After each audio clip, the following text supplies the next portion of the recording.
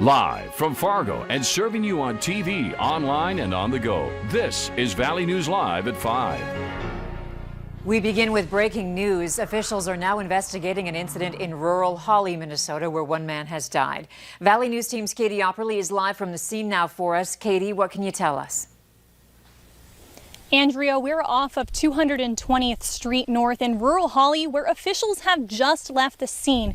Right over my shoulder and at the top of this hill is where officials confirm that one man has died. We're not allowed to get any closer out of respect for the family, but here's what we know so far. Around 2 o'clock this afternoon, officials responded to the call of a lawnmower accident. Clay County sheriffs responded to the scene and found that one man was lying on the ground dead next to a lawnmower. The body was taken for official autopsy. They say that there is no foul play suspected at this time. An investigation is ongoing, so the man's identity is not being released at this current time. We will bring you updates right here on Valley News Live, but for now, reporting live in rural Hawley, Katie Opperly, Valley News Live. All right, thank you, Katie. For the latest updates on this story, you can find them on our VNL News app. A Northern Valley school district is responding after we reported on stories students shared of experiencing racism in the classroom. Grand Forks says racism has no part in their system. As Valley News Team's Joshua Pagero explains, the district had to deal with a racist incident this past summer that's leading to a change in policies. Grand Forks Public Schools is preparing for an unprecedented school year, but also on the mind of administrators is dealing with the fallout of a recent racist incident. I was embarrassed that any of this was linked to our school district. I was embarrassed that any of this was linked to our community. And frankly, I was embarrassed that this was even linked to humanity at all. Superintendent Dr. Terry Brenner, who is Jewish, says he was shocked to learn that after the spring year finished, a group of high school students posted some racially insensitive remarks. First and foremost, what I read was appalling. That led Brenner to take immediate action in the hopes of changing the district. I've commissioned a committee that I chair called our Diversity, Equity, and Inclusivity Committee, which has broad representation of our community. On Monday, we reported on an Instagram page called Racism in ND Schools, where students anonymously share their classroom experiences. There were several posts by students from Grand Forks schools. One Red River High School graduate says they were attacked physically and verbally for being Muslim. So many of us walk this earth in privilege and don't even understand what privilege is. Another Red River graduate says he suffered broken ribs in a locker room brawl for being Jewish African. He never reported it. We have to have those uncomfortable conversations. That is one of our goals as well. Brenner says his goal is to challenge biases students and staff may have. In Grand Forks, Joshua Pagero, Valley News Live. The superintendent for Grand Forks Public Schools says he plans to present a plan to the school board in October with steps on addressing racist and discriminatory behavior in the district. More breaking news for you right now, this time out of Breckenridge. Police there say they're looking for a person who was able to get away after an early morning shooting. Police say just before 3:30, they responded to the area of Tower Way and Simers Court in Breckenridge on a report of gunshots. Police say they tried pulling over the driver of a light-colored SUV, but say that person took off, leading them to a pursuit into Wahpeton. If anyone has information regarding this incident, you're encouraged to call the Breckenridge Police Department at this phone number, 218-643-5506. And remember all of this storm damage from last Friday at a golf course in Elbow Lake? Well, the National Weather Service has now confirmed a tornado caused it. In fact, they confirmed 5 tornadoes in that area. Let's get more from Hutch and your first alert forecast. Hey, Hutch. Hi, Andrea. Yeah, indeed. Grant County, a small county in our southeast, really was busy on Friday night with 5 confirmed tornadoes. The first one near the Charlesville area was weak. EF0, 65-mile-per-hour winds only on the ground for a half of a mile.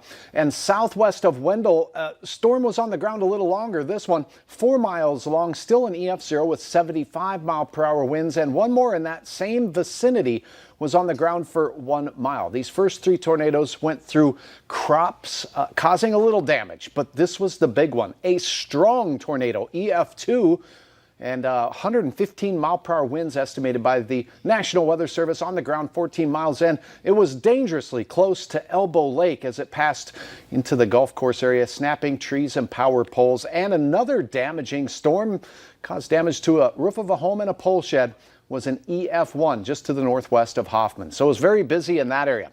There's some remnant clouds from some showers earlier in the Barnes County area. Those are drifting south and drying up for now. Looks like temperatures will be cooling out of the 80s by late tonight in Fargo and in Grand Forks as well. I cannot rule out overnight showers and thunderstorms. One or two could be strong. We'll have details on your hour-by-hour forecast here in just a little while. All right, thanks, Hutch. Bemidji police are searching for people involved in a shootout that landed one person in jail. Police were called to the Ridgeway Apartments around 11:30 last night on reports of gunshots. When police arrived, they learned people were arguing outside an apartment before gunfire erupted. Authorities took a shotgun from someone on scene. 25-year-old Michael Finday was arrested for multiple charges. One person with a handgun got away from police. Authorities say that person is considered armed and dangerous. A 39-year-old man is in jail after an assault that sent another man to the hospital. Around midnight, Jamestown police were dispatched to a residence for a man with head injuries. They discovered a 58-year-old man who was unconscious and lying near the residence. He was airlifted to a Fargo hospital with life-threatening injuries. Officers later found Corey Allen Almclove hiding in a closet inside the residence. Officers arrested him after finding a blunt object used to assault the victim. 3 people are now in jail after a failed burglary attempt. Around 3:20 this morning, a Cass County Sheriff's deputies saw 2 people trying to break into a storage unit and then running away. Deputies found a vehicle inside a different storage unit and also found Allison Nelson there. She was taken into custody. Then deputies used a drone to find the other 2 men hiding in a field, Ryan Wentz and Matthew Logan. All 3 were taken to the Cass County Jail. We now know the name of the 18-year-old woman who drowned on Clearwater Lake. Authorities say Raina Lynn Neeland of rural Bagley, Minnesota, is the woman who died while trying to save a group of kids. Witnesses say Neeland was near the river and bystanders were performing CPR on her, but she was unresponsive. Authorities say all life-saving measures were performed, but medics were not able to resuscitate Neeland. If your kids go to Moorhead schools, they will start school this fall with hybrid learning. After months of planning, the Moorhead School Board gave the go-ahead to distance and remote learning for students K through 12. Valley News Team's Callie Hubbard is live in studio for us with what you can expect and has reaction from parents. Callie? Andrew at Moorhead Public School leaders say the learning module they picked reflects the Clay County case rates of COVID-19. Right now, they're starting the school year off with students alternating A or B days. What that means is 1 week your child will be at school 3 days a week and learn at home 2 days. And the next, it will be 2 days in school and 3 days at home. Class sizes and bus capacity will only be half full. Childcare will only be available during the school day to eligible kids ages 5 through 12. The district will reevaluate their plans every 2 weeks based on virus numbers, something that has parents nervous. Some wonder if one parent will have to quit their job in order to make at-home learning work. I guess I'm glad that they get to go to school for a little bit. Not looking forward to being a full-time teacher. I'm not a trained teacher, and so when they're asking me to choose between my job or teaching my children, that is not a fair choice. For parents, keep in mind that the deadline for Spud Academy or online learning was August 14th. The district is extending that deadline for families that have changed their minds after today's information. Fargo and West Fargo families got the green light for their kids' education plans a week ago. That too included hybrid learning. All right, thank you, Callie. For a complete rundown of Moorhead's plan, you can go to our VNL News app. Now let's take a look at the latest COVID-19 numbers in Minnesota. The Department of Health is reporting another 359 confirmed cases of COVID-19, along with 9 new deaths linked to the illness.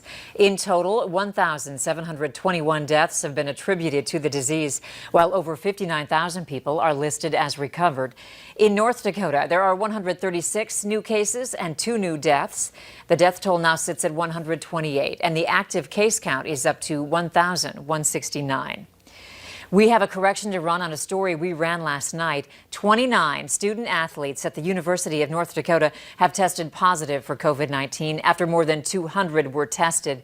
There are a total of 38 active cases on the UND campus, which includes staff, faculty, and students, according to the university.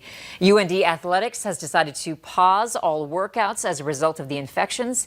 UND says students who tested positive are isolating at local hotels, while staff and faculty are self-isolating at their homes. Now that the conventions are here, the Trump and Biden campaigns are heading down the home stretch. This year, the candidates are both facing the challenge of courting voters in the middle of a pandemic. Valley News Live's Washington bureau chief, Jacqueline Policastro, talks directly to the campaigns to find out how the coronavirus is impacting their messaging. The 2020 election will determine who will continue to lead the nation through the coronavirus pandemic. It's a major part of the candidates' messaging. We talked to the campaign teams for both President Trump and former Vice President Joe Biden. He's doing an exceptional job leading the nation through the crisis. We are putting forward bold, clear visions for how we make progress on those issues, for how we pick this country up out of this pandemic. The campaigns are praising their candidates' response and attacking their opponents. I see no strength whatsoever in the Biden campaign or in the candidate himself. Donald Trump has failed the American people. Coronavirus is the variable the campaigns weren't expecting this election year. For months, they've worked to shape how voters see their candidate on this issue. And now the polls are showing us how Americans are responding to their messaging. Cameron Easley is the political polling editor at Morning Consult. The company polls 5,000 likely voters each day.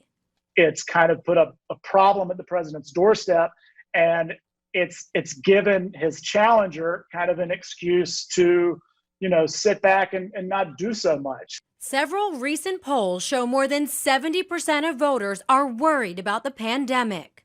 Easley says that means the focus has shifted away from some of the president's key issues like immigration toward health care, the issue Democrats built their campaign around. It's been a particularly tough few months for the president. We're now seeing him kind of change his tack when it comes to how he is messaging on the coronavirus. And the message matters as voters weigh which candidate they want to lead the nation. Jacqueline Policastro, Valley News Live. The latest Morning Consult poll shows Biden ahead by 8 percentage points.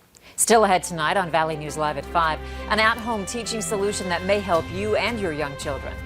Sizzle-worthy temperatures in the Northern Valley. 88 degrees today. The high temperature in Howlett, Grafton, and Cavalier, Langdon, and Devils Lake also at that reading with a 91-degree weather in Harvey. Storms overnight in South Dakota this morning. All details on where they may form tonight. Next.